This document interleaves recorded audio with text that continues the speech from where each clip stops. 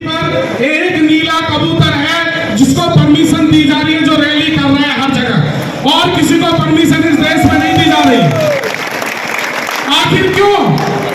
जिनके लिए UGC act में 2012 के प्रावधान सुरक्षित हैं, वो विरोध कर रहे हैं, वो इसके समर्थन में रैली कर रहे हैं, और जिनके हकों को छीनने का काम किया गया है, जिनके बच्चों को आज ऐसे दोराहे पर खड़ा कर दिया है कि ये बच्चे कॉलेज में, यूनिवर्सिटी में एडमिशन लेने के बाद सम्मान सहित घर लौटेंगे या नहीं, ये वहां पर पढ़ पाएंगे या नहीं, ये पल पल अपमान का घूंट पीकर क्या फंदे पर लटके नजर आएंगे या सुरक्षित घर लौट आएंगे। इतना बड़ा चिंता का विषय देश के हर नागरिक के सामने सवाल खड़ा है और हर व्यक्ति मंथन कर रहा है। आज हम रात से खून के आंसू रो रहे हैं। 2 दिन पहले हमारे युवा प्रदेश अध्यक्ष नितिन शेखावत को हाथरस शहर के अंदर उसके घर पर पुलिस छावनी बनाकर उसको हाउस अरेस्ट कर दिया। जो लोग हाथरस से आने थे, उनके अलावा जो हमारे सिसोदिया जी, हमारे उपाध्यक्ष, उनको पुलिस ने घेराबंदी करके रोक दिया। आज मुजफ्फरनगर के जिला अध्यक्ष लोकेश राणा को रात से पुलिस ने घेराबंदी करके रोक रखा है। बिल्लू राणा, हमारे युवा जिला अध्यक्ष को घर पर पुलिस ने रोक रखा है। शामली के जिला अध्यक्ष को घर पर पुलिस ने रोक रखा है। हमारा मेरठ का महानगर अध्यक्ष विजय राघव को 151 दिन चालान पुलिस ने उठाकर किया। मेरठ की सारी टीम डीएम कार्यालय मेरठ पर 151 दिन की जमानत कराने में लगी हुई है। हमारे रामोदास सिसोदिया को सपनावत में पुलिस ने हाउस अरेस्ट कर रखा है। ब्रह्म सिंह राणा जी के पीछे रात भर पुलिस रही है। मेरे पीछे पुलिस न केवल मेरे गांव में, बल्कि मेरे गाजियाबाद, मेरे फ्लैग पर पुलिस को भेजने का काम किया गया। हमारे हर जो लीड करने वाला नेतृत्व है, उन सबको पुलिस ने बांधने का काम किया है कि किसी भी तरह धौलाना ये लोग लेकर ना पहुंच जाए, हमारा प्रोटेस्ट ना हो जाए। बंदो, संविधान बचाने की जो बात कर रहे हैं, हम पूछ रहे हैं संविधान छीन कौन रहा है?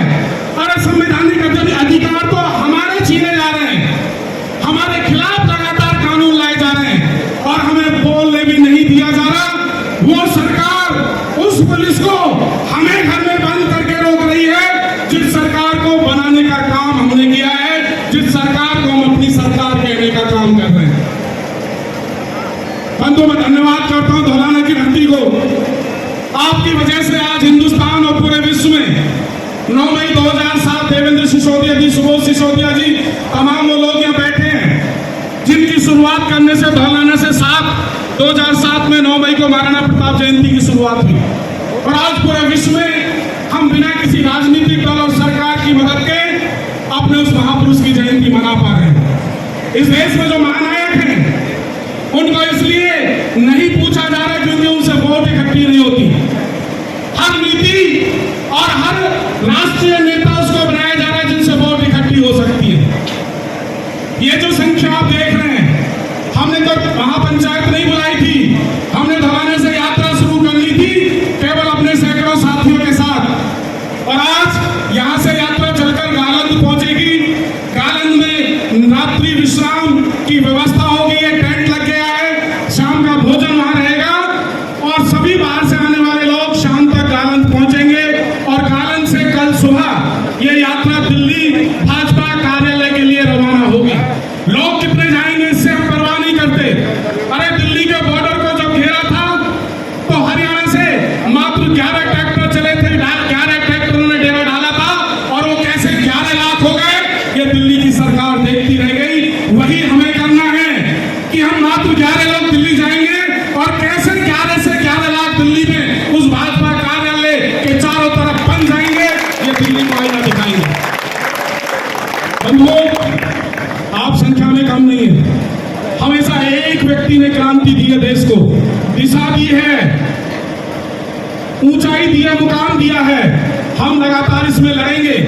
हमारे संगठन का 2008-2010 से नियम रहा है कि जब भी प्रशासनिक अधिकारी, क्योंकि हमें अपनी आवाज केंद्र सरकार को पहुंचानी है, मजबूती से पहुंचानी है।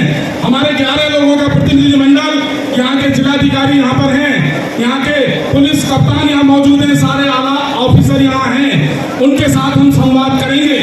अगर वो कोई सक्षम अधिकारी से दिल्ली वार्ता कराने में सफल होते हैं और उसमें कोई मजबूत ठोस हमें लगता है कि कदम उठाया जा रहा है, तो हम इस पर विचार भी करेंगे, क्योंकि दिल्ली जाने का हमें कोई शौक नहीं है। दिल्ली तो कल हजारों और लाखों की तादाद में लोग पहुंच भी रहे हैं, क्योंकि रामलीला मैदान में भी कार्यक्रम है और जंतर मंतर पर भी है। लेकिन भाजपा कार्यालय का घेराव करना इसलिए जरूरी है कि जो पार्टी इस कानून को लाई है और जिसके नुमाइंदे जनप्रतिनिधि इस पर अपनी जबान नहीं खोल पा रहे, उनसे हमें पूछना है कि आप अपना निर्णय सुना दो। क्योंकि हमारे समाज ने तय कर लिया है, सामान्य वर्ग जो 42% इस देश में है, उसने तय कर लिया है कि विकल्प दो है। एक छोटा सा उदाहरण प्रस्तुत किया था हमने, एक छोटी सी आवाज बुलंद की थी ननौता की पंचायत 7 अप्रैल 2024 को। एक विरोध दर्ज करा कांग्रेस पार्टी को कि टिकट चाहे जिसको दो, लेकिन हमारे इतिहास पर, हमारी बहन बेटियों पर जो उंगली उठाएगा, अगर उसको टिकट दिया जाएगा तो निश्चित रूप से हम उसे घर बैठाने का काम करेंगे। और एक 5% लोग जुड़ पाए थे केवल, और ये हंस रहे थे कि कुछ नहीं है, ये चंद लोग हैं, ये चंद पार्टियों के कहने से कर रहे हैं। लेकिन हम तब भी दिल से लड़ रहे थे, और उस छोटी सी लड़ाई ने 30 सीटों में तब्दीली कर दी बंधु। आज तो पूरा ब्राह्मण समाज एक सुई के नकवे में नाराज है, पूरा क्षत्रिय समाज नाराज है, पूरा त्यागी समाज नाराज है, पूरा जैन समाज नाराज है, पूरा पाटीदार गुजरात में नाराज है, पूरा मराठा महाराष्ट्र में नाराज है, उत्तराखंड और हिमाचल प्रदेश जो आपके हैं वहां नाराजगी का आलम आप देख पा रहे होंगे, और पूरा सामान्य मुस्लिम समाज नाराज है। ये लगभग 42 से 48% जो समाज है ये पूरी नाराजगी में है, और ये बर्फ में लग जाएंगे इस आवाज के साथ कि 2 विकल्प दिल्ली के पास हैं। अगर आप सत्ता